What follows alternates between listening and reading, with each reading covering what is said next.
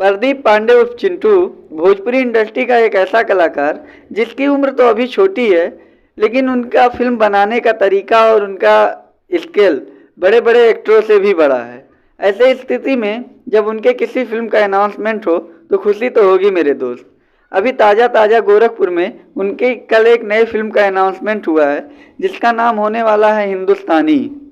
और इस फिल्म में प्रदीप पांडे उर्फ चिंटू के अपोजिट भोजपुरी इंडस्ट्री की मशहूर अदाकारा यामिनी सिंह स्क्रीन शेयर करने वाली हैं। और इस फिल्म के डायरेक्टर हैं नीलमणि सिंह। नीलमणि सिंह और ये चिंटू पांडे की जोड़ी यह तीसरी फिल्म होने वाली है। फिल्म का उद्घाटन भोजपुरी इंडस्ट्री के लेजेंड कहे जाने वाले रवि किशन जी के हाथ से हुई है और फिल्म की शूटिंग गोरखपुर में चालू हो गई है।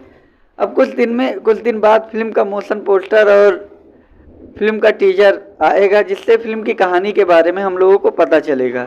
ऐसी ही भोजपुरी इंडस्ट्री से संबंधित जानकारी पाने के लिए मेरे चैनल को सब्सक्राइब करना ना भूलें। धन्यवाद।